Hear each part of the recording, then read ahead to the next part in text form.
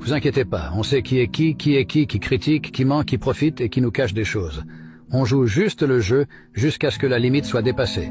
On appelle ça l'intelligence de celui que vous prenez pour un con. Il n'y aura pas le jeu qui est en train de se jouer, que ce soit entre le Maroc et l'Algérie, mais Lugan est loin d'être l'ami des Marocains, contrairement à ce qu'il essaye de faire penser. Et il est toujours dans son délire de colonialiste, hein. Et bien qu'il fasse, qu'il tienne des discours soi-disant open sur certaines ethnies, il ne fait que le jeu de la dualité. Et vous allez bien comprendre ce qu'il se passe. Donc, je vais revenir et je vais vous repartager ce que j'avais partagé précédemment. Déjà, on plante le décor. Et je vous mets en lien.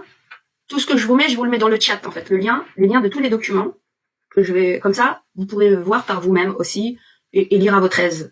Et lire à votre aise tout ce qu'il y a à savoir. Voilà. Donc, je vous mets ça comme lien. Voilà. Je vous mets encore. Je vous écris dans le chat, en fait. Ok? Pour que vous sachiez un peu ce qui se joue. Donc, c'est sûr qu'on a perdu du monde parce qu'il n'y avait pas de. Déjà, je vous mets 2 liens. Normalement, vous devriez être en mesure. Je vais tester sur le YouTube pour voir comment les liens apparaissent, si vous savez, ou si je dois vous les envoyer un par un. Je vais juste regarder pour avoir une idée. Un instant.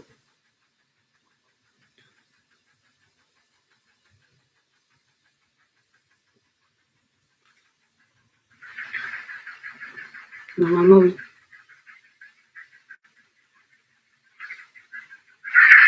Alors, en fait, il n'y a que le premier lien qui a normalement, oui. Donc ça, j'ai coupé. Donc je vais vous mettre... Alors, en fait, il y a que le premier lien qui a normalement, oui. Donc ça, j'ai coupé. Ouais, c'est bon. Donc non, il y a les 2 liens qui apparaissent. Donc ça va. Ça va. Je vous ai mis 2 liens déjà. Je vais vous en mettre d'autres. Comme ça, à votre aise. Vous analysez et vous lirez aussi. Et on va commencer à discuter. Allez, en plein milieu... Voilà, on va savoir de quoi nous parlons. De quoi parlons-nous? Je vous mets tous les liens en parallèle. Non, et je vais vous le montrer même en vidéo, hein, ici, je vais vous les partager. Je vous en ai donné déjà quelques-uns. Alors, maintenant on va rentrer dans le vif du sujet. Qui est Bernard Lugan? Et alors, Bernard Lugan, la lettre ouverte qu'il a fait, d'accord? Bernard Lugan, la lettre qu'il a fait au Centre de documentation historique sur l'Algérie. Je vous l'avais lu, je vous le relirai sans problème. Lancé sur le marché politique tel un nouveau smartphone, il faisait une lettre ouverte à M. Emmanuel Macron. Lancé sur le marché politique tel un nouveau smartphone, vous êtes, M. Macron, un ignorant butor dont les propos concernant la colonisation sont doublement inadmissibles. 1. En premier lieu, parce qu'ils furent tenus à Alger, devant ces rentiers de l'indépendance qui, pour tenter de cacher leurs échecs, leur rapine et la mise en coupe réglée de leur pays, mettent sans cesse la France en accusation. Ça, il a partiellement raison. Néanmoins, il met du faux et du vrai en même temps pour bien nous la faire à l'envers, contrairement à ce que l'on pense. Certains qui, parmi votre auditoire, applaudirent à vos propos d'hommes soumis, Houellebecq, et devant lesquels vous vous comportâtes effectivement en démé, sont en effet ceux qui, le 1er novembre 2016, publièrent un communiqué exigeant que la France présente des excuses officielles au peuple algérien pour les crimes commis durant ses 132 ans de colonisation et pour les crimes coloniaux perpétrés à l'encontre du peuple algérien, afin de rappeler les affres de la répression, de la torture, de l'exil, de l'extermination, de l'aliénation identitaire, car l'histoire du colonialisme restera marquée par ses crimes de sang et ses pratiques inhumaines. Candidat à la présidence de la République française, vous avez donc donné votre caution à de telles exigences, autant outrancières qu'insultantes. Ce faisant, vous vous êtes fait le complice des pressions et chantages que l'Algérie exerce à l'encontre de la France afin d'obtenir d'elle une augmentation du nombre des visas ou tel avantage diplomatique ou financier. En d'autres temps, vous auriez donc pu être poursuivi pour atteinte aux intérêts fondamentaux de la nation.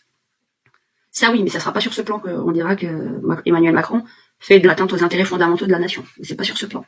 Deuxièmement, ensuite, parce que vos propos constituent non seulement un recul de l'état des connaissances, mais également le viol de ce consensus historique, point d'interrogation, auquel étaient arrivés les historiens des 2 rives de la Méditerranée. Or, par ignorance ou par misérable calcul électoraliste, vous les aviez piétinés. Au nom de quelle légitimité scientifique avez-vous d'ailleurs pu oser les tenir? Avez-vous seulement entendu parler des travaux de Jacques Marseille, de ceux de Daniel Lefebvre, ou encore des miens? Point d'interrogation. Légitimité scientifique, ok. D'accord, on va voir s'il y a les si scientifiques que cela, monsieur. Oser parler de crimes contre l'humanité, maladroitement rectifié en crime contre l'humain, au sujet de la colonisation revient en réalité à classer cette dernière au niveau des génocides du XXe siècle, ce qui est proprement scandaleux. Sur ce terrain, vous voilà donc encore plus en pointe que Christiane Taubira, ce qui n'est pas peu dire. Pierre Vidal-Naquet, pourtant militant de la décolonisation et porteur de valises, assumé du FLN, écrivait à ce sujet. Assimiler peu ou prou le système colonial à une anticipation du Troisième Reich est une entreprise idéologique frauduleuse, bien moins frelatée que l'identification assétif de la répression coloniale au four crématoire d'Auschwitz et au nazisme, ou alors si les massacres coloniaux annoncent le nazisme, on ne voit pas pourquoi la répression sanglante de la révolte de Spartacus ou encore la Saint-Barthélemy ne l'aurait pas tout autant annoncé. En histoire, il est dangereux de tout mélanger. Je ne vous le fais pas dire, monsieur Bernard Hugo. Un sottisier peut-il annoncer en histoire un sottisier peut-il tenir lieu d'œuvre de réflexion? Point d'interrogation. Je ne vous le fais pas dire. L'ère du temps de la dénonciation médiatique, le contexte social, économique et politique actuel est encore fécond qui continuera à générer de telles tonitruances idéologiques à vocation surtout médiatique. J'ajoute électoraliste. Vous devriez pourtant savoir, monsieur le candidat à la présidence de la République, qu'en créant l'Algérie, la France donna un nom à une ancienne colonie ottomane, traça ses frontières. On le verra. Unifia ses populations, il créa une administration et toutes ses infrastructures. Ce faisant, y aurait-il commis un crime contre l'humanité ou contre l'humain? Les chiffres de l'accroissement de la population ne semblent pas l'indiquer puisqu'en 1830, la population musulmane de l'Algérie n'excédait pas 1 million d'habitants, alors qu'en 1962, elle avait bondi à 12 millions. Serait-ce donc en commettant des crimes contre l'humanité que la France, ses médecins et ses infirmiers soignèrent et vaccinèrent les populations et firent reculer la mortalité? Où en suis-je? Oh là là, attendez un instant, 2 minutes, je reviens.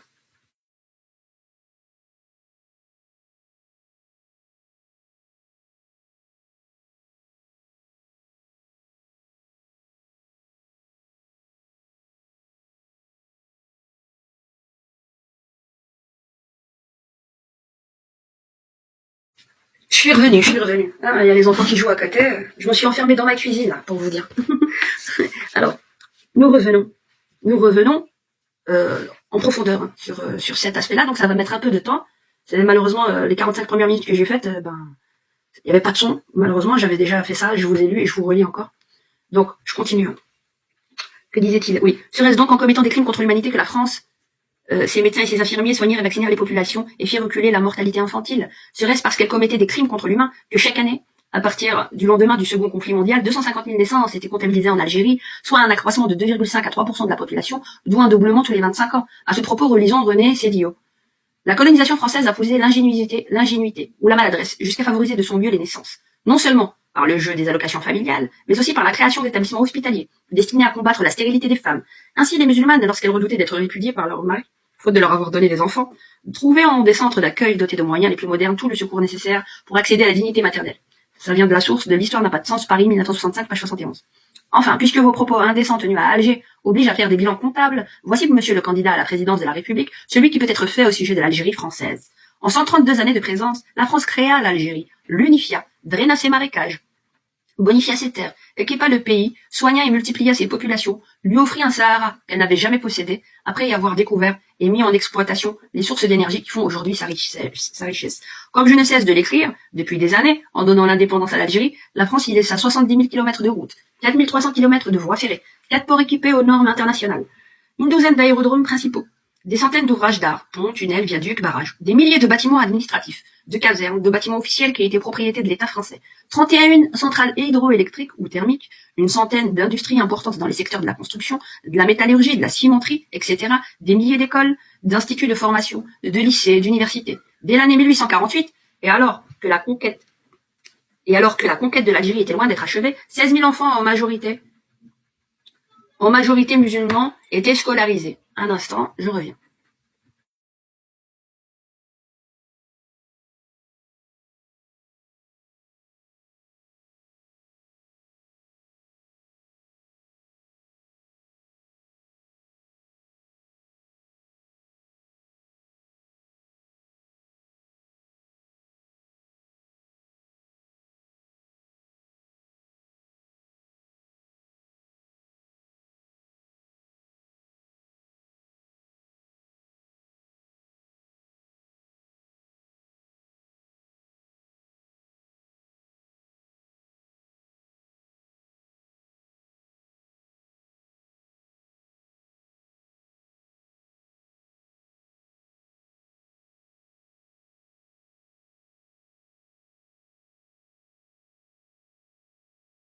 Nous voilà de retour. Un instant, merci d'avoir attendu et d'avoir patienté.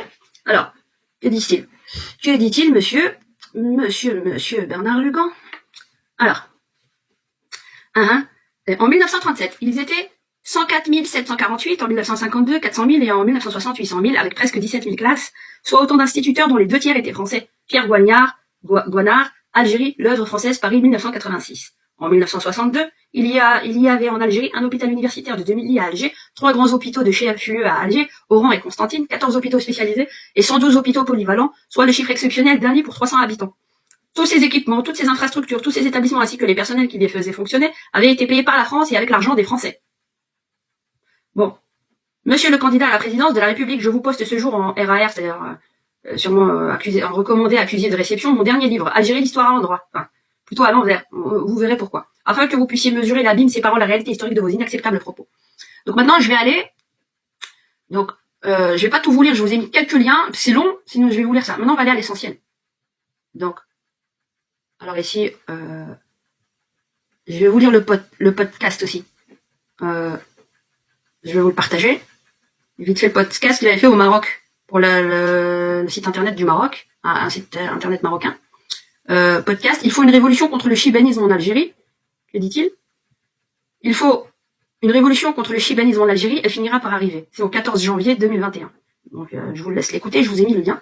Gérontocratie algérienne, je veux bien croire. Reconnaissance américaine de la marocanité du Sahara. Ça, c'est encore à discuter. Équilibre régionaux. L'éminent spécialiste du continent africain revient sur la situation d'Afrique du Nord, qui a changé de configuration ces derniers mois. L'Afrique n'a plus aucun secret pour lui. Bernard Lugan est l'auteur de plusieurs essais traitant du continent pour ne citer que l'histoire de l'Afrique du Nord des origines à nos jours, l'histoire du Maroc des origines à nos jours. Dans cet entretien, il nous livre une analyse pertinente sur le poids géopolitique du royaume dans son continent. Le Maroc et l'Égypte constituent le double pivot de la stabilité de toute cette région, à la fois nord-africaine, sahélienne et ouest-africaine, tout en pleine ébullition, car au milieu, nous n'avons rien. D'accord.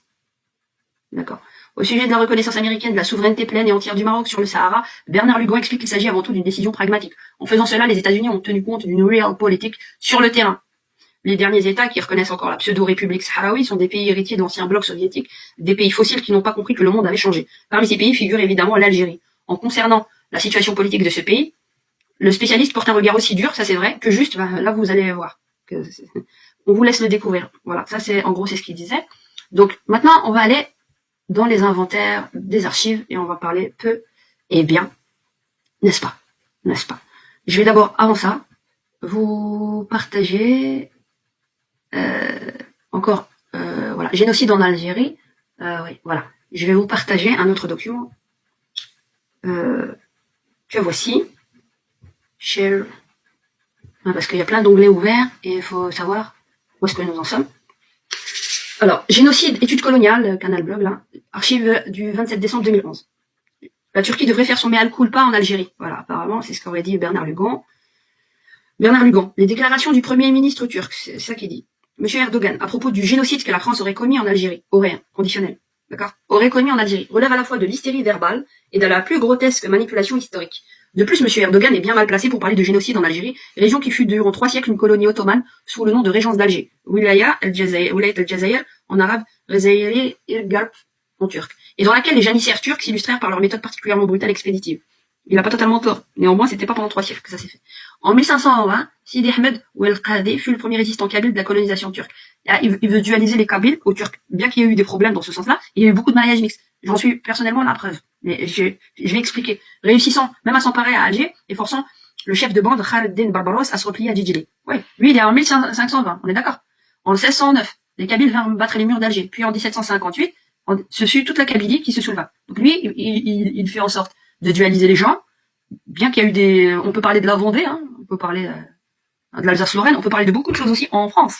Mais ça, c'est une manière, on va parler de tout ça. C'est l'histoire de l'humanité, hein, des gens qui ne sont pas d'accord, des tribus qui ne sont pas d'accord, après plus tard qui se fédèrent. Lui, il saute sur ça. On peut parler, comme je dis, de la Vendée, on peut parler de beaucoup de choses. Donc, par rapport à la France. Les Kabyles vinrent battre les murs d'Alger, donc voilà, et ce fut toute la Kabylie qui se souleva. Au 19e siècle, plusieurs autres insurrections se produisirent. Notamment, il n'a pas parlé des autres, hein. 19e siècle, là. On va parler du 19e siècle. Plusieurs autres insurrections se produisirent, notamment entre 1805 et 1813, puis en 1816 et enfin 1823. On pourrait dire aussi, entre guillemets, 1871, l'insurrection de Kebloutier, de Longrane et de Cheikh el-Haddad. On pourrait dire 1848, on pourrait dire encore beaucoup de choses, les révolutions de juillet de 1848, aussi en Algérie. Donc, on pourrait parler de beaucoup de choses, mais lui, il a choisi, hein, en tant qu'historien, il a choisi de mettre le curseur sur certaines dates et pas sur d'autres, d'accord? Donc, il en fut de même dans l'Aurès où les Chaouïas réussirent à interdire toute présence effective du pouvoir ottoman. Pas toutes. il y a eu des alliances, justement, quand il y a eu les Français. Il y a eu des alliances entre eux. Constantine fut un cas à part, car les Ottomans, il y avait des solides alliés, oui, ça, il a dit la vérité, avec la tribu des Zemboules, pas que, ce qui n'empêcha pas les autres tribus kabyles de se soulever régulièrement. Alors, comment il essaye de visualiser? Tous ces mouvements furent noyés dans le sang, à l'image de ce que fut la règle en Libye. La force est employée à la turque. Les colonnes de réguliers, turcs et coulurlis, usent du sabre, du fusil et du canon. Brûlent, récoltent et villages, s'emparent d'otages, empalent et décapitent, exposant par dizaines les têtes coupées. L'usage de la force démontre la résolution du maître et l'irréversibilité de la situation. Violence ottomane. Dans la région d'Alger, les Turcs pratiquèrent une ségrégation institutionnalisée. La politique de l'élite dirigeant militaro-administrative ottomane étant d'éviter de se dissoudre par mariage. Faux. Faux. Dans la masse de la population, c'est faux. La violence ottomane ne s'exerça pas uniquement contre les populations locales. Quelques exemples. Le 27 mai 1529, c'est au moment où ils venaient d'arriver, d'accord, ils prennent des dates comme ça, c'est pas grave. Après un siège de 3 semaines, les 25 survivants de la garnison espagnole qui défendaient le fort, construisis dans la baie d'Alger, capitulèrent contre la promesse qu'ils auraient. Bon, on va pas faire toute l'histoire. Maintenant, on va revenir sur ça. Cette partie-là, aussi au niveau de l'Algérie, il faut la connaître. Il faut voir ce qu'il utilise, les dates qu'il prend, et tout ça. Mais moi, je vais aller encore plus loin. Donc, vous voyez un peu le truc. L'entretien, maintenant je vais vous partager l'entretien qu'il a eu en 2009. En 2009. Alors, est-ce que vous m'entendez? Vous m'entendez? Vous m'entendez? Vous m'entendez normalement? Ouais. Un instant. Ok. Vous m'entendez? J'arrive pas à vous voir. Pourquoi? Ouais.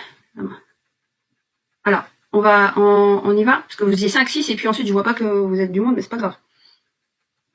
Alors, je continue. Je vais juste vérifier si le son passe bien. Oui? Ouais, donc ça va. C'est ok. Alors, on continue. Il veut vous la faire à l'envers, même au Maroc. Vous n'êtes même pas conscient. Voilà. Entretien avec Bernard Lugan, dans la Nouvelle Revue d'Histoire. Que dit-il? On va aller crescendo, on parle de l'actualité, on va dans les profondeurs de l'histoire, d'accord? On parle du contemporain vers le plus ancien. Africaniste politiquement incorrect, Bernard Lugan nous livre un entretien sans concession à l'occasion de la publication de sa monumentale Histoire de l'Afrique, Ellipse 2009. La Nouvelle Revue d'Histoire lui pose des questions. Vous publiez une très importante histoire de l'Afrique, résultant de 30 années d'études et de connaissances qui en font un ouvrage sans équivalent. Comment avez-vous découvert le continent africain? Point d'interrogation. Bernard Lugan. Je l'ai connu au berceau. Je suis issu d'une famille de coloniaux, ça c'est déjà bien qu'il l'ait reconnu, qui a rempli les cimetières de Kaoben à Tin, en passant de Sidi El Abbès à Madagascar. Mon père, officier de marine, s'installa au Maroc dès la fin de la guerre. J'y ai passé toute ma jeunesse. NRH. Quels sont vos premiers souvenirs africains? Mon premier souvenir date d'octobre 1956. J'avais 10 ans et nous étions en pleine guerre d'Algérie. Dans les heures qui suivirent le raisonnement par les Français de l'avion de Ben Bella, le chef de FLN, Meknès fut le théâtre d'épouvantables massacres. À l'époque, j'étais élève dans un collège tenu par les oratoriens, situé à quelques kilomètres de la ville. En plein milieu du cours de latin, mon grand-père, grand mutilé de Verdun, a surgi pour m'entraîner d'autorité avec lui hors de la classe. Un quart d'heure plus tard, la route menant à Meknès était coupée et le collège attaqué. En ville, l'émeute dura toute la journée et des dizaines d'Européens furent massacrés. En fin de soirée, la Légion rétablit l'ordre. NRH, c'est les questionnaires de Nouvelle Histoire. Alors, quel regard portaient vos parents sur la culture du Maroc et du Maghreb? Avaient-ils une approche particulière ou bien partageaient-ils des opinions sur l'époque, de leur époque? Mon père était un admirateur de Lyotet. Vous entendez, chers Marocains? Mon père était un admirateur de Lyotet. C'était un ethno-différentialiste avant la lettre. Il me disait toujours, nous ne sommes pas ici chez des indigènes, c'est-à-dire chez nous, en Algérie, parce qu'eux, ils sont partis d'Algérie. Faut comprendre, on y va. Nous ne sommes pas ici chez des indigènes, nous sommes dans un pays de vieille civilisation. Et il ajoutait, n'oubliez jamais que nous n'y sommes pas chez nous. Il m'a appris la différence et le respect des cultures. Ça se voit dans son travail. C'était un esprit original qui sacrifiait peu aux modes de l'époque. Son grand plaisir était de me citer la phrase de Fontenelle. Pour connaître la vérité, il faut tourner le dos à la multitude. Ça, c'est pas faux. Quel type d'éducation avez-vous reçu? J'ai été baptisé car ma famille maternelle était très catholique, mais très tôt, j'ai été retiré des scouts et du catéchisme par mon père qui considérait comme inacceptables les positions politiques de l'église de l'époque. Dans quel contexte se sont déroulées vos études? J'ai passé toute ma scolarité au Maroc où j'ai obtenu mon baccalauréat en 1959, puis j'ai suivi mon père à Paris. Il venait d'y ouvrir un cabinet d'avocats. Quand je suis arrivé dans la capitale, j'ai découvert l'horreur. Toute mon enfance s'était passée dans la grande liberté du bled. La cour de récréation de mon lycée à Meknès était entourée de ruines romaines. Et du jour au lendemain, je me retrouvais claque muré au lycée Claude Bernard, une véritable cour de prison, la désolation absolue. J'ai littéralement explosé et je suis devenu pour toujours rebelle à ce monde des villes, gris et bourgeois. Après le bac, comment vont s'orienter vos études supérieures? Mon père souhaitait que je prenne sa suite, donc direction la faculté de droit d'Assas, où je fis tout sauf du droit. Je n'avais pas du tout envie de devenir avocat. Je ne rêvais que de grands espaces. Les seuls cours qui m'intéressaient étaient ceux du professeur Le Marinier, qui enseignait l'histoire des faits sociaux et des institutions. C'est ainsi que je renonçais au droit, m'orientant vers des études d'histoire à Nanterre. J'ai eu le privilège d'avoir pour professeur Jacques Hirsch, et j'ai soutenu une maîtrise d'histoire militaire coloniale sous la direction de Frédérico Moreau. le professeur André Corvisier remarqua ce travail et me proposait un sujet de thèse. Le soldat colonial au XVIIIe siècle. J'ai travaillé en archives pendant 2 ans, mais en 1972, ayant eu l'opportunité de partir pour le Rwanda, je me suis aussitôt décidé. Quelles furent vos premières impressions? Excellentes. J'arrive sur le terrain de l'aéroport d'Addis Abeba, avec mon fusil de chasse, qui était en cabine, et accompagné de mon chien, un braque allemand. Et là, je vois émerger de la foule un personnage de grande allure. C'était l'ambassadeur de France au Rwanda, qui se trouvait être un camarade de promotion de mon père, à l'école navale. Ses premiers mots furent « Mais vous avez là un chien magnifique !» Et il se précipita pour lui donner à boire. Après cet accueil inattendu et chaleureux, je me retrouvai dans un premier monomoteur, destination Butaré, où était installée l'université du pays. L'avion survolait les vertes collines d'Afrique et des marais couverts de papyrus. Quelques heures plus tard, je me retrouvais au bout du monde. Je vais pas faire tout le truc. Là, on a déjà une idée. Je vous ai planté le décor. Qui est Monsieur Bernard Lugon? Donc, on y arrive doucement. Maintenant, on va arrêter là. Qui est Monsieur Bernard Lugon? Je vais... donc, Jacques Hirs, son professeur, c'est un élève de Braudel, de Fernand Braudel. Donc, comme ça, vous voyez au niveau idéologique comment ce monsieur a été formé. Bien qu'il a été... il ne se rattache à aucune école historique, Jacques Hirs, qui est né en 1924 à Paris, et il est mort en 2013 à Angers. C'est un historien français, c'est un spécialiste du Moyen-Âge. Et donc, il a été professeur à Paris-Nanterre, et c'est là qu'il a découvert donc, que Bernard Lugon a été son élève. Mais lui, c'est un élève aussi, donc Jacques Hirs de Braudel. Et donc, il y avait Braudel, qui lui-même, a écrit l'identité de la France, et que Monsieur Zemmour aime tant tordre ses propos aussi. Hein. Donc voilà. Donc on a déjà, au niveau philosophique, idéologique, le décor. Qui est Monsieur Bernard Lugon? Maintenant, on va aller dans des anciens écrits coloniaux. Donc je vais vous et d'archives.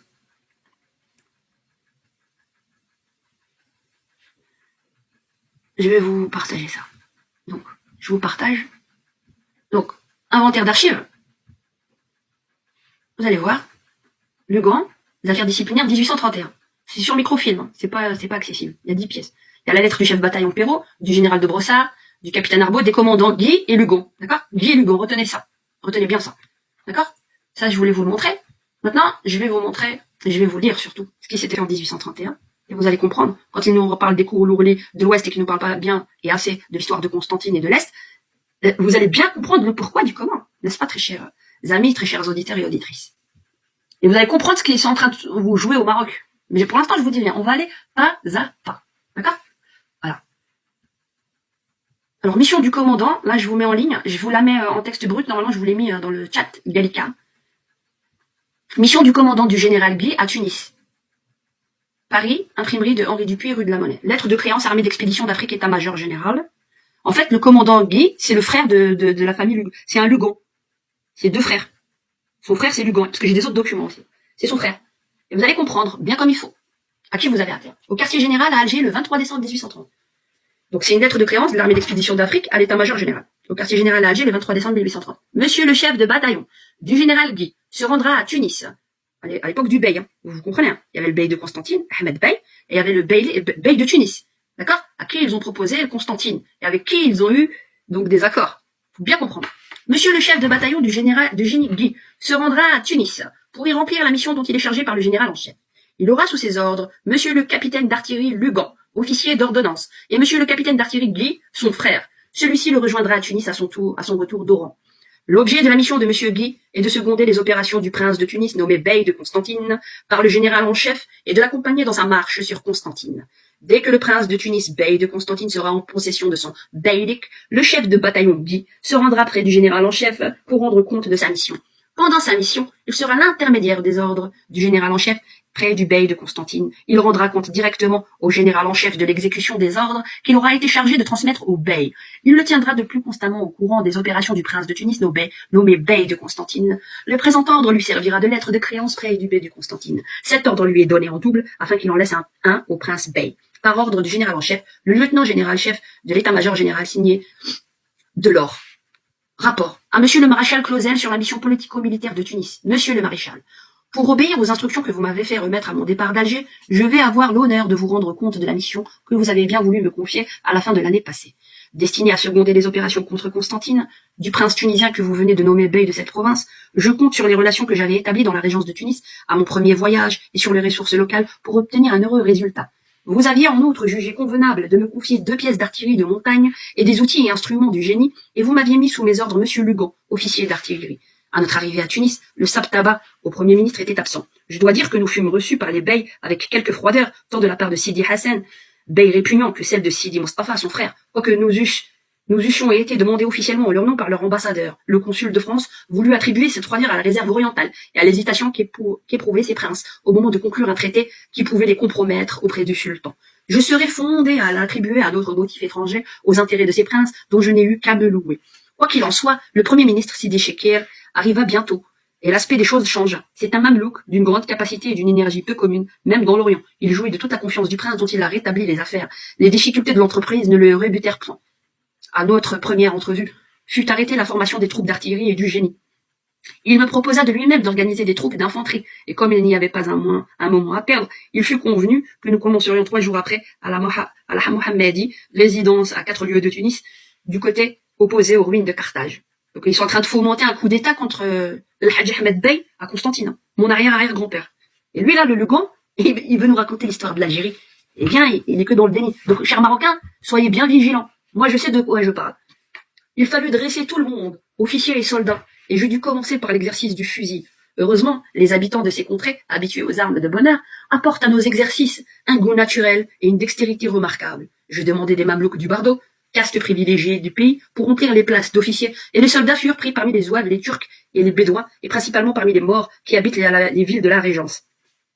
On était très racistes, puisque apparemment, avant qu'il y ait eu tout ça, vous voyez bien qu'il y avait une pluralité d'ethnies qui vivaient les uns avec les autres. Donc après, ils les ont achetés, hein, vous comprendrez. Les plus intelligents devinrent sous-officiers et instructeurs, et cette organisation marcha bientôt d'une manière satisfaisante. Au bout d'un mois, les troupes d'artillerie et du génie commencèrent leur instruction spéciale, mais je dus décider qu'elles seraient dressées simultanément aux travaux de sape, à la manœuvre du canon et même aux plus simples travaux des mines.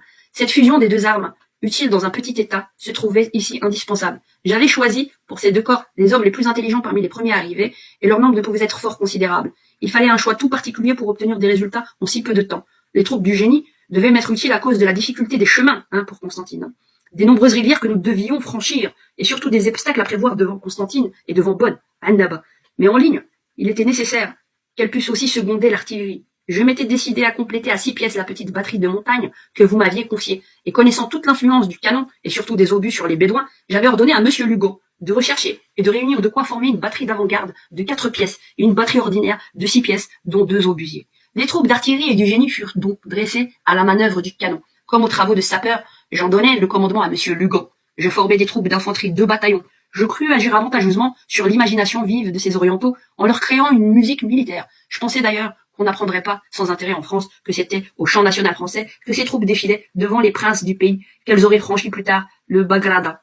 À mon départ, toutes ces troupes exécutaient le maniement des armes avec une rare précision. Elles marchaient fort bien et manœuvraient d'une manière satisfaisante. Dans un pays où tout était à créer, je ne pouvais m'arrêter longtemps à de semblables détails. Il fallait s'occuper aussi du matériel. J'ordonnais à monsieur Lugan de se rendre aux arsenaux de la Goulette et du Bardo pour réunir, compléter et rectifier tout le matériel d'artillerie fixé. Le Sabtaba fit arriver à l'arsenal de la Goulette des ouvriers en bois et en fer de Bizerte et de Tunis, où nous eûmes bientôt la batterie de montagne. Les 2 autres arrivèrent successivement à la Mahabedi. Mais M. Lugan dut refaire ou réparer plusieurs affûts, construire à neuf les caissons et faire confectionner de nouveaux attelages. Pendant ce temps, je faisais fabriquer à la Gasoba, peut-être la Casbah, c'est ça qui veut dire, de Tunis, des outils de pionniers, quelques outils de mineurs, des baïonnettes, car le bey avait 10 000 fusils français sans une baïonnette. Je fis faire, pour chaque soldat régulier, un sac, un bidon, une giberne, 2 paires de souliers. On confectionna de nouvelles tentes, de râteliers d'armes, etc. Le prince et son ministre suivaient ces travaux avec plaisir. Par leur ordre, il y a eu jusqu'à 600 ouvriers à la Cassoba, travaillant jour et nuit, et peut-être y a-t-il eu quelques mérites à obtenir ces résultats dans des travaux neufs pour le pays. L'intendant du Bardo fut chargé d'y faire, confectionner les habillements des troupes régulières. Tout marchait bien, lorsqu'après une visite faite au Sabtaba pour des affaires de service, je poussai jusqu'à Tunis chez le consul de France. Je le trouvais consterné. Il venait de recevoir un paquet contenant, entre autres, une dépêche de monsieur le ministre des Affaires étrangères et un journal de Paris. Je pus, sans aller trop loin, dire que la dépêche annonçait le projet de proposer au roi l'annulation de votre traité. Le projet de proposer au roi l'annulation de votre traité, et que le journal donnait à ce sujet des renseignements détaillés. Le consul, qui jusqu'alors s'était beaucoup occupé de la partie politique de cette affaire, me dit qu'il ne pouvait plus s'en mêler et qu'il allait le déclarer au Bardo. Quant à moi, qui savais que les projets de ce ministre et des articles semi-officiels du journal n'arrêteraient pas vos combinaisons, je déclarai à mon tour que je continuerais à exécuter vos instructions et que j'espérais bien que le Bardo ne serait pas plus effrayé que moi. C'est peu après qu'arrivèrent le capitaine d'artillerie Guy et le capitaine Passy, qui venaient faire ratifier par le bey vos arrangements. Le bey lequel? Le bey de Tunis, on est d'accord. J'étais à la Mohammedi, le consul de France, les filles arrivées par son chancelier chez le Sabtaba, et le bey régnant. À leur départ, j'ai dû aller avec eux au bardo, afin fussent pas isolés. Et l'intendant, comme le premier ministre, ne manquèrent pas de me faire remarquer que le consul de France, après les avoir lancés par ses conseils et ses instances dans cette difficile affaire, les abandonnait au moment où elle devenait désagréable. Le prince n'en était pas moins ferme dans les arrangements qu'ils avaient fait avec vous, monsieur le maréchal, et il a dû vous écrire. Même tout ce dont je vous rends compte ici. Sidi Mustapha Bey du camp était parti à cette époque pour sa tournée annuelle du Guérid, mais il n'avait amené avec lui que de la cavalerie afin que les troupes à pied fussent ménagées pour l'expédition contre Constantine. Ce prince passait peut-être à tort pour être opposé à cette expédition. Je me réserve de vous soumettre un rapport particulier sur les intérêts en présence à Tunis, mais je dois assurer ici que cet obstacle ne pouvait être sérieux. Le Sabtaba avait promis que nous partirions aussitôt après le Ramadan. Je réclamais souvent l'exécution de cette promesse, mais il ne voulut rien arrêter à ce sujet, pas plus que sur sa présence à l'armée avant l'arrivée de Sidi Mustapha. Ce prince n'était pas encore de retour quand nous fûmes visités par un officier de monsieur le général Berthezen, chargé par le ministre de la guerre de savoir où en était l'opération de Constantine. Cet officier pressa même le bey de faire au plus vite l'expédition, mais il n'était pas encore reparti que le consul de France fit connaître au bardo que le roi avait refusé de ratifier votre traité. Ces contradictions officielles durent frapper une cour aussi politique. Ce qui me le fait présumer, c'est que le Sabtaba m'a parlé souvent, depuis lors, de l'agitation qui régnait en France et du peu de stabilité des affaires de notre patrie. Du reste, il le disait avec bienveillance et mes réponses semblaient lui faire plaisir. Il professait toujours la plus haute considération pour vous et une grande estime pour la France. En voici entre autres une preuve. Un colonel italien réfugié m'a pris qu'on attribuait à un des ministres des bruits fâcheux sur notre armée d'Alger. Je l'écrivais aussitôt au Sabtaba en lui disant que je ne pouvais rester 24 heures auprès d'un gouvernement qui laisserait accréditer des semblables bruits. Il vint lui-même m'apporter la réponse, m'assurant que ce n'était que des propos de rue que le fanatisme propageait. Il voulut savoir pourtant le nom du ministre à qui on les imputait et me promit qu'elle serait vertement gourmande. Sidi Mustapha arriva du Guéride. Presque aussitôt le bey reçut la seule lettre qu'il ait eue de vous depuis votre rentrée en France. Le Sabtaba vint chez Sidi Ben Najet, où je logeais, et me la communiqua. Je lui demandai aussitôt s'il était prêt à partir. Il me répondit oui, en ce qui me concerne, mais il faut encore que je voie le padrone, le bey, et qu'il s'entende avec son frère. Cette conférence ne nous fut pas favorable, car le lendemain j'allais au bardo, et malgré toutes mes raisons, toutes mes explications, il fut décidé que le départ serait suspendu jusqu'à la ratification du traité, ou du moins jusqu'à une nouvelle lettre de votre part, attendu que les changements de rédaction que vous annonciez pouvaient fort bien être contraintes à leur religion ou à leur dignité, et dès lors inadmissibles, quoiqu'il parusse peu de choses en France. J'envoyai le lendemain Sidi Selim, officier supérieur du régiment régulier, pour en savoir si mes raisons ne les avaient pas ramenés au départ, et pour leur faire connaître que j'allais, dans le cas contraire, être obligé de suspendre toute instruction nouvelle, bien décidé à faire pour ces princes tout ce qui pouvait être utile et même agréable, mais tout autant que ce serait encore utile à ma patrie. Tout se passa en très bons termes, mais tout fut ainsi suspendu. Nous attendions de jour en jour des instructions de France, lorsqu'un brick allant à Navarin jeta en passant l'ordre qui me rappelait immédiatement. Je transmis sur le champ cet ordre du Sabtaba. Il m'envoya chercher le lendemain par un mamelouk et me dit entre autres choses que le prince était à table lorsqu'on lui avait lu mon ordre de rappel, qu'il s'était levé aussitôt, refusant de continuer son dîner. Il m'avait fait souvent ces insinuations amicales pour me décider à me fixer parmi eux. Je lui avais toujours répondu que c'était chose impossible. Il y revint cette fois encore. Mais ma famille et mes principes étaient deux obstacles insurmontables. Cependant, pour répondre à sa politesse et pour lui donner en même temps une espérance que je croyais fondée, je lui dis que le traité était aussi utile à la France qu'à Tunis. Je ne doutais pas que vous ne fissiez bientôt revenir à votre avis, ou le gouvernement, ou les chambres. 3 jours après, arriva un brick d'Alger, qui apporta un triplicata de mon ordre de rappel. Il amenait M. Eudler, chargé par le général Berthezen, au nom du ministre des Affaires étrangères, d'offrir le gouvernement d'Oran et de Constantine au bardo à des conditions nouvelles. Il m'a été assuré qu'on demandait Tabarka en fait, Porto Farina. C'est pas pour rien que ça s'appelle comme ça. Porto Farina, là, le port de Farina. Et le passage éventuel par le Kef. Le Kef, c'est la frontière entre la Tunisie et l'Algérie, d'accord, à l'est. On offrait le gouvernement des 2 beyliks pour 3 ou 5 ans, sauf à le renouveler ensuite. Le bardo trouva les conditions trop onéreuses et refusa le nouveau traité. Cependant, le bey, pour donner une marque de sa haute estime pour vous et de ses bonnes dispositions envers notre patrie, désira que ce fût sur un de ces briques de guerre que nous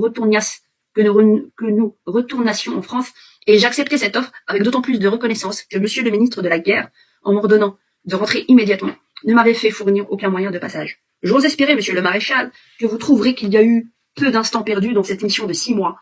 J'ai dû employer les dernières semaines, pendant lesquelles tout était suspendu, à faire quelques reconnaissances dans le pays. Et j'apporte les éléments d'un mémoire détaillé sur cette régence peu connue, et qui diffère essentiellement de celle d'Alger. Je rentre en France profondément ému de voir rejeter une expédition, d'accord, qui devait, sans dépense de notre part, écoutez bien, sans dépense de notre part et sans presque aucune effusion de sang français, faire reconnaître l'autorité souveraine de la France sur la plus riche province de la barbarie, Constantine. Vous avez compris? Les résultats immédiats de cette expédition étaient, outre le tribut qu'on ne percevra de longtemps à présent, l'occupation de Bonn qui aurait protégé nos pêcheries du corail, celle de Stora, où la marine a tant à avoir et à faire dans l'intérêt de nos escadres et de la colonie, et la soumission forcée du cher Benzamon, qui, se trouvant placé entre Constantine et Alger, eût dû se rendre ou abandonner ces montagnes d'où il menace à chaque instant les colons de la Métejda.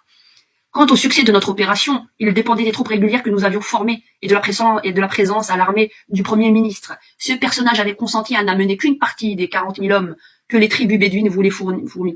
Je craignais le pillage et la dévastation, ça s'écrivait comme ça à l'époque, et les dévastations que ces Cosaques d'Afrique entraînent avec eux, mais le Saptaba trouvait que quelques difficultés à leur refuser de les amener. Ces Bédouins combattent à peu près tous à cheval et apportent leur vivre avec eux. Le Bey a encore 4 régiments de cavalerie Ouzbaï, dont nous aurions amené la plus grande partie. La milice turque eût fourni 2000 combattants au moins, et les Zouaves presque autant. Ces 4000 hommes eussent secondé d'une manière utile les mouvements du régiment régulier, et les troupes d'artillerie et du génie que nous avions formées devaient servir pour toute l'armée. Le Saptaba semblait désirer vivement une expédition où il espérait acquérir de la gloire, et il a même dit un jour devant plusieurs personnes, « Toi et moi, je suis sûr du succès. » Je ne serais pas entré, monsieur le maréchal, dans ces détails, que j'eusse trouvé trop minutieux, si je ne voyais dans les journaux des articles au moins déplacés sur la régence de Tunis et sa constitution militaire. Si vous le jugez convenable, il sera facile de mettre un terme à ces clameurs ignorantes ou intéressées en faisant publier mon rapport, mais je déplorerai toujours qu'elles aient eu assez d'influence sur un ministère français pour lui faire prendre des idées fausses des hommes et des lieux et lui faire abandonner une combinaison aussi importante pour notre patrie. Je suis avec le plus profond respect, monsieur le maréchal, voire le très humble et très obéissant serviteur, A. Guy, officier supérieur du génie Marseille le 31 août 1831. État de l'artillerie et du génie des troupes régulières du Bey de Tunis, artillerie, génie personnel, compagne d'artillerie. Tout ça, c'est tout ce qui a été donné comme les instructions. Les 2 compagnies d'artillerie et du génie ont été exercées aux manœuvres d'artillerie siégée, de campagne et de montagne. La compagnie du train ayant reçu l'instruction spéciale du soldat du train. La compagnie d'artillerie devait faire le service de cette arme. Là, je vois pas le rapport. En fait, parce que c'est pris à la volée dans des documents... voilà, officiels. Maintenant, je vais vous partager encore autre chose. Je vais voir si vous êtes là, s'il y a des gens qui sont en ligne. J'espère que ça a été très instructif, hein, chers Marocains et chers Algériens, de savoir c'est quoi exactement le pédigré de la famille Lugan. D'accord? Ensuite, je vais aller encore plus loin. Encore plus loin. Alors, je me suis amusée à aller chercher dans les bouquins oubliés, parce que j'aime bien aller chercher, fouiller, chouiner un peu là-bas. Et j'ai aussi retrouvé mes souvenirs partiellement en ligne, accessible, et je vais vous lire certaines choses, mais c'est pas encore maintenant. Maintenant, je vais vous partager les Forgotten Books sur le Maroc, avant de nous dire que le Maroc est un et indivisible, et que il a toujours été un empire chérifien, et que, d'accord, et que vous avez la primauté sur le Sahara. C'est très important de bien comprendre, et je vais vous lire des documents de purs colons, d'observateurs et de géographes de l'époque. Ça s'appelle 3 mois au Maroc, de campagne au Maroc. Et ça a été écrit, pour vous dire, c'était vraiment il y a très longtemps, c'était en 1897, à l'époque, avant que vous soyez sous protectorat de 1915. 1904, d'accord? Ça a été écrit en 1904, mais lui, il était déjà en 1897. Étude géographique de la région parcourue, Maroc. 3 mois de campagne au Maroc. Ok? Donc, quand vous nous parlez de notre histoire, certains d'entre vous devraient connaître la vôtre, vous devriez connaître la vôtre, au lieu de manger du pré-mâché que Lugon vous sert ou que certains vous servent. D'accord? Donc, 3 mois de campagne au Maroc, ça s'appelle. Alors, vous comprendre le jeu qui sont en train de vous jouer au Maroc et qui sont en train de nous jouer entre nos deux pays. 1904. Ça a été même à New York, pour vous dire, tout droit d'auteur réservé. Table des matières, introduction, de Casablanca à Socrate et Jeddah, pour comprendre. Hein. Ça, c'est des gens avant de dire que vous avez toujours un empire chérifien, que vous aviez le Sahara, et faut arrêter de dire n'importe quoi. 3 mois de campagne au Maroc. Introduction. Les événements qui, depuis quelques lustres, ont transformé si rapidement la carte d'Afrique, l'atteignant de toutes les nuances de l'arc-en-ciel, couvrant les vastes étendues blanches de terra incognita, d'itinéraires, de frontières, de cours d'eau, de montagnes, n'ont laissé presque intactes que quelques rares régions.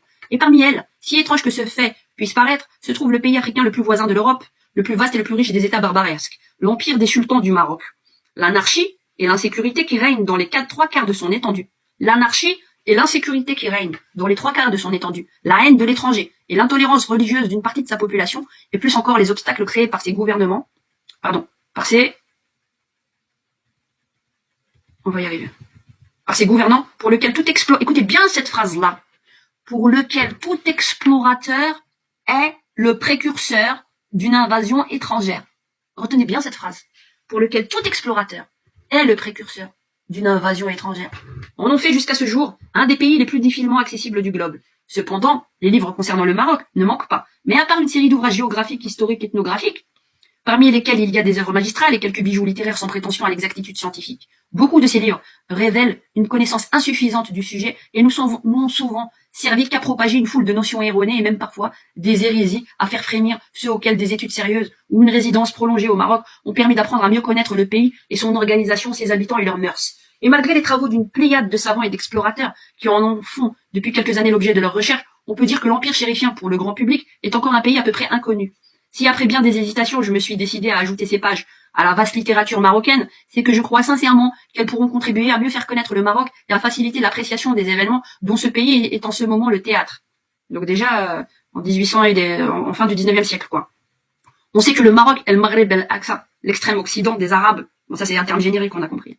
Ils nous nommaient tous comme ça dans le Grand Maghreb, qu'on soit en Algérie. N'est qu'un terme géographique servant à désigner la vaste région qui s'étend de la frontière algérienne, d'accord, à l'Atlantique, et de la Méditerranée au Sahara. Mais ce territoire d'un demi-million de kilomètres carrés de surface, dont la population est estimée à une dizaine de millions d'habitants, est loin d'avoir la cohésion d'un État européen, et l'autorité effective des sultans ne s'est jamais étendue qu'à un tiers, tout au plus, du Maroc. Un tiers. Donc votre empire chérifien, déjà là, on y va. Celui-ci se divise en Bled el-Makhzen, pays du gouvernement, habité par une population généralement soumise, et Bled el-Sieber, pays de l'insoumission, le domaine des tribus indépendantes. Donc, vous voyez qu'on était plusieurs tribus, même en Algérie, hein, mais on était organisés autrement. Pareil, c'était pareil en fait. Donc, le domaine des tribus indépendantes. Le Bled el-Makhzen comprend le Rarb et le Houz, ancien royaume de Fès et de Marrakech, c'est-à-dire la majeure partie de la région, qui s'étend entre l'Atlas et l'océan, puis une petite portion du massif montagneux septentrional, et enfin, les territoires plus ou moins soumis du Souss, de Tafilelt et d'Oujda. C'est surtout le pays des plaines et des villes dont la population en temps ordinaire reconnaît le sultan comme chef politique et religieux et lui paye l'impôt. En outre, le sultan entretient, ou plutôt entretenait, des garnisons dans quelques places fortes échelonnées le long des côtes du Rif et des routes conduisant de Fès à Oujda et au Tafilelt et de Marrakech au Souss et à l'oued Draa. Draa, je sais pas comment on dit. Le Bled el-Sieber comprend, c'est-à-dire les tribus insoumises, comprend le massif du Rif et une grande partie des Jebel, puis la région montagneuse et boisée des Barabel, qui, au sud de Fès et de Mekines, vous voyez comment il écrit le Mekines, s'enfonce comme un coin entre le Rab et le Houz et atteint presque la mer de Rabat. Enfin, la chaîne de l'Atlas et les vastes régions désertiques situées au-delà.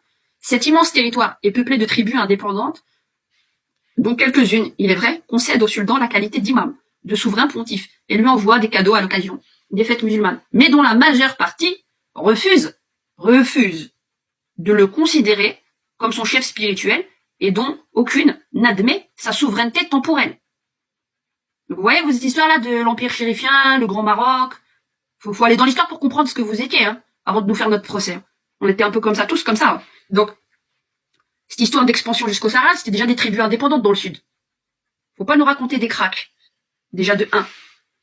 Mais les limites entre tribus soumises et insoumises sont loin d'être constantes. Elles se déplacent sans cesse, à l'avantage ou au détriment du pouvoir chérifien. Donc vous voyez bien que le pouvoir chérifien qui est au gouvernement au niveau des villes et dans le nord, comme ça, il a un délire expansionniste. Parce qu'il y avait beaucoup de tribus indépendantes. Jusqu'à présent, il y en a qui souffrent, hein, avec le roi du Maroc. Donc, il a des visées déjà expansionnistes. Vous voyez bien ce qui est dit là. Elles se déplacent sans cesse, à l'avantage ou au détriment du pouvoir chérifien. Et même au Bled el-Makhzen, où le sultan règne en autocrate absolu, les révoltes contre son autorité ne sont pas rares. Elles éclatent d'autant plus facilement qu'il est plus éloigné, c'est-à-dire il fait la misère à ceux qui sont loin, les tribus, et pas à ceux des villes. En gros, c'est ça. Il est plus éloigné, l'obligeant ainsi à établir sa résidence tantôt à Fès, tantôt à Marrakech. La cause de ces insurrections est presque toujours la même. Les exactions, hein, quand on nous parle de notre histoire d'Algérie, faut voir aussi ce qui s'est passé au Maroc. Hein.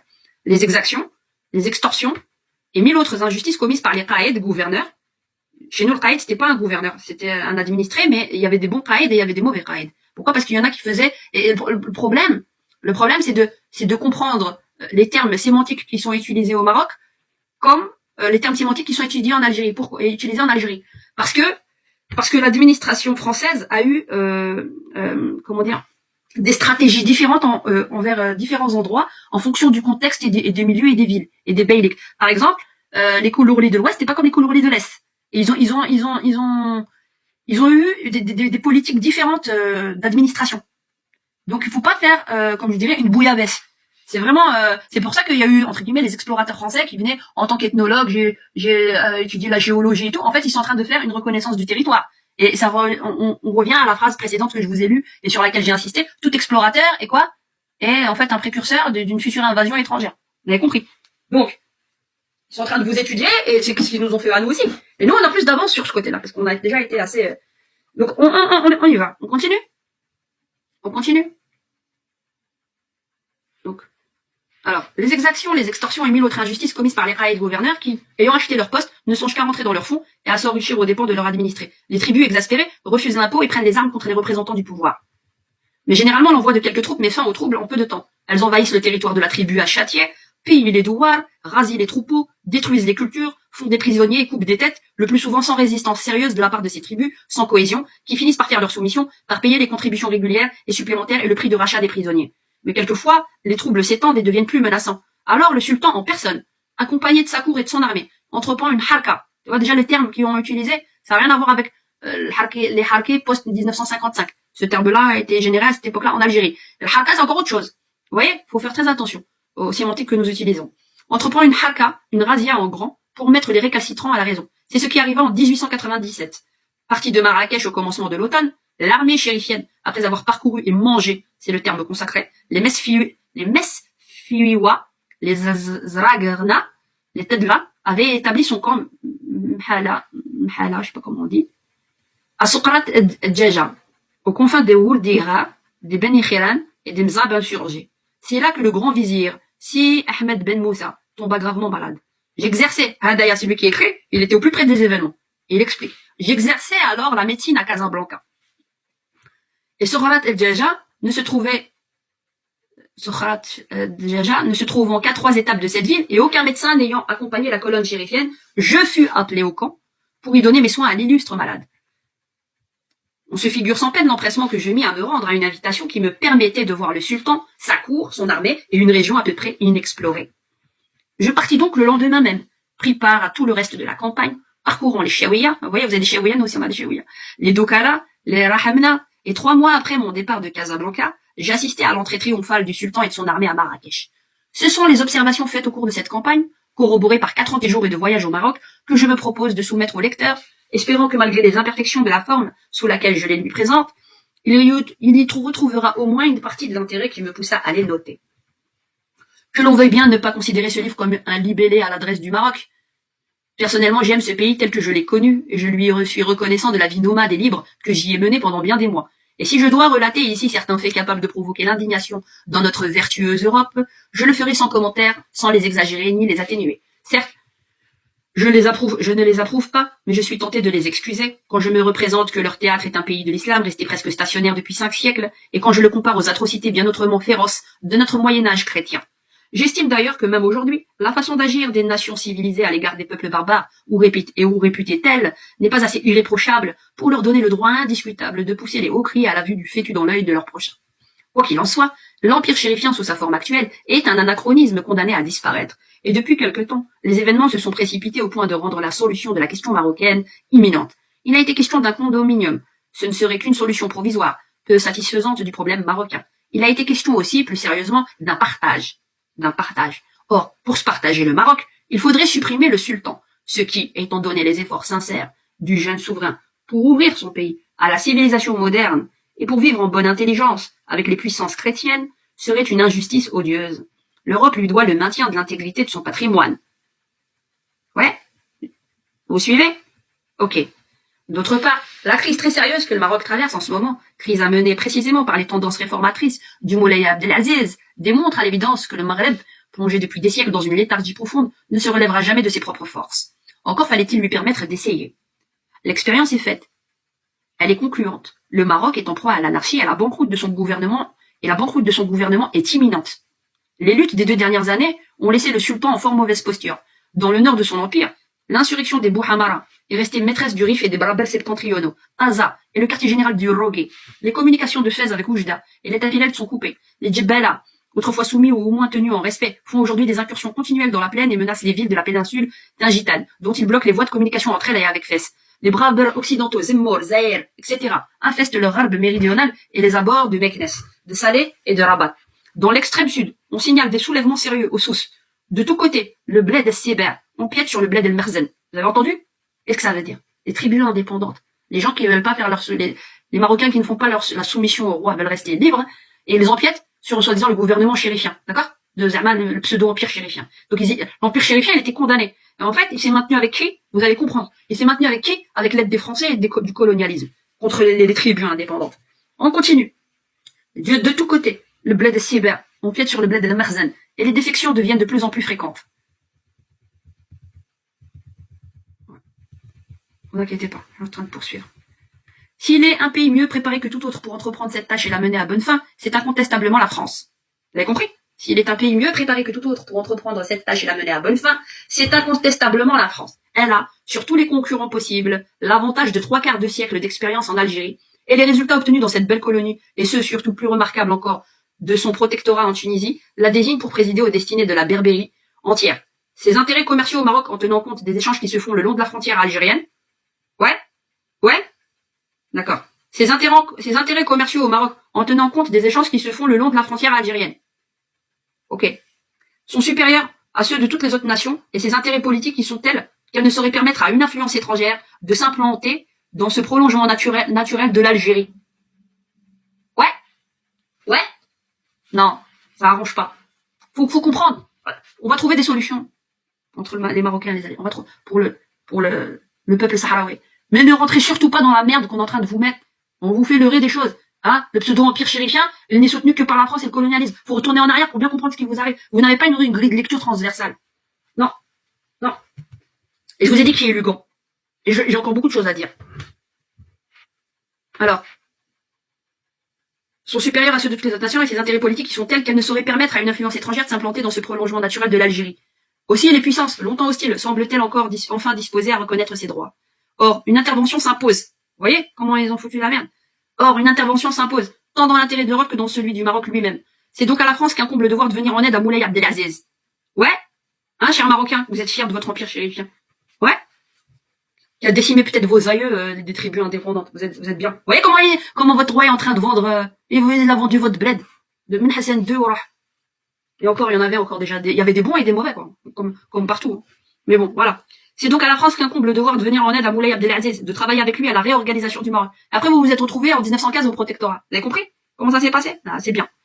C'est donc à la France qu'incombe le devoir de venir en aide à Moulay Abdelaziz, de travailler avec lui à la réorganisation du Maroc et de continuer ainsi son œuvre civilisatrice dans l'Afrique du Nord. On y arrive. Première partie. De Casablanca à Soralat et Djaja. Ah, je pourrais tenir des heures, elle est déjà 1h41. Ah. Je vais vous la mettre, hein, je vais vous le mettre.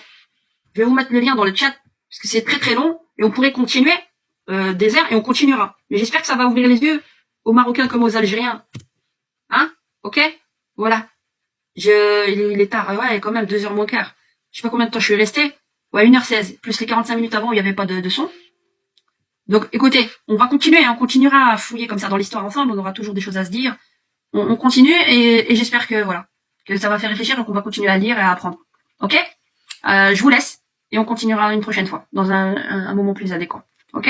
Bonne journée à vous tous, et merci de m'avoir suivi.